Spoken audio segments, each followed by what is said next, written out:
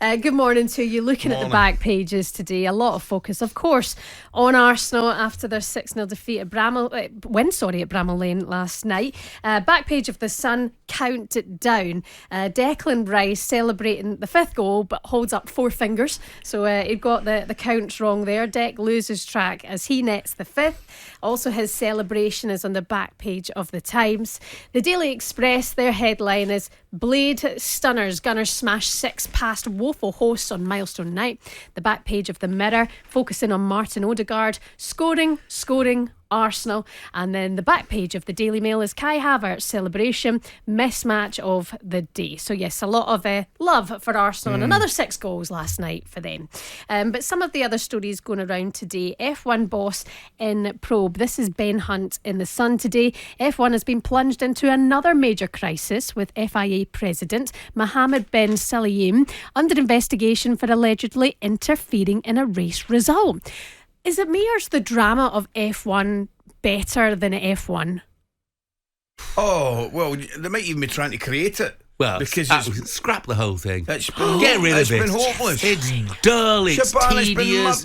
it's been murder. It's the least green, sport in the world. I don't get it. I just don't get it. They all start together. Car takes the lead. Driver wins the race. Is never passed during the course of it.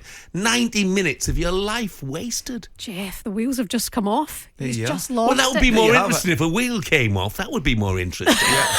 Oh my goodness. Also, back page of The Times this morning, Red Bulls clear the air talks. We're going to do more on F1 later on in the show. Another story, Jeff, back page of the Daily Mail this morning. United players expect Ten Hag to be sacked. It's a conversation we're all having. It's an exclusive by Chris Wheeler. It says Manchester United's players are increasingly doubtful that Eric Ten Hag will be in charge next season. The manager still has the support of the dressing room, despite some complaints about the intensity. Which players has of Chris his Wheeler training. quoted in that? No quotes from any players. Look, we can all say that, can't we? The only people who know this really, Sir Jim Ratcliffe and his cohorts, and maybe Eric Ten Hag. We can all guess it. But I think that's all that is guesswork, isn't it? What if he wins the FA Cup? What if he gets them into Europe? What do they do then? There's no, I know. Do you think they'll keep him? With all the changes going on, is it the right thing to replace him? Shebahn, the answer to it is I don't know. I genuinely don't know. I don't know what's going on in Jim Ratcliffe's head and the rest of his squad. So, one thing I would say, if I was going to have a guess, I would say no, they won't keep him. But it's just a guess. They're going back at a rate of knots. Yeah. That's 75 points last season. This season they've got 44. They're not going to get anywhere near 75 points. And I've got a load of examples. If you just want to pick out one. And I'm not having a go at West Ham, my West Ham friends. But last season, they finished 35 points clear of West Ham in the Premier League. This season, they're 2 points clear. Yeah. So they're going backwards at a rate of knots. It's not good.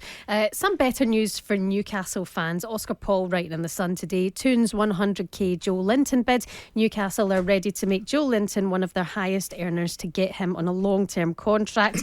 It's reported the Magpies will offer over £100,000 a week, taking him in line with Kieran Trippier and Bruno Guimaraes. So that's positive news for Newcastle fans. If somebody had said to me 18 months ago that Newcastle would be missing Joe Linton, I'd have locked him up immediately.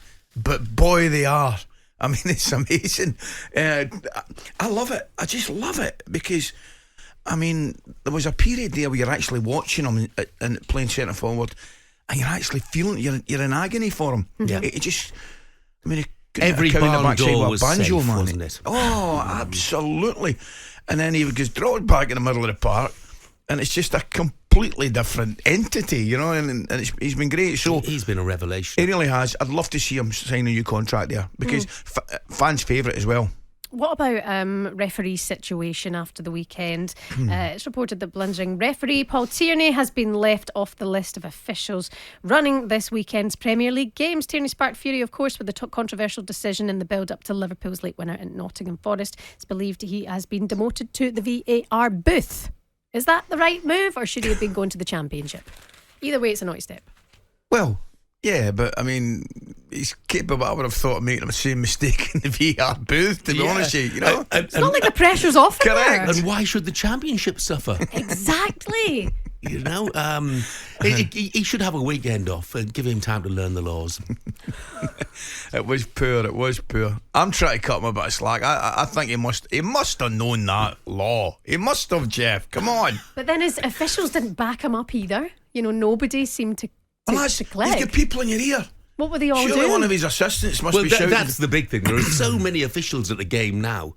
Somebody's got to be telling him and helping him out. Yeah. Mm-hmm. Yeah. Mm-hmm. talkSPORT Breakfast, waking you up Monday to Friday morning from 6 a.m. on AM, on DAB, via the talkSPORT app and on your smart speaker. talkSPORT.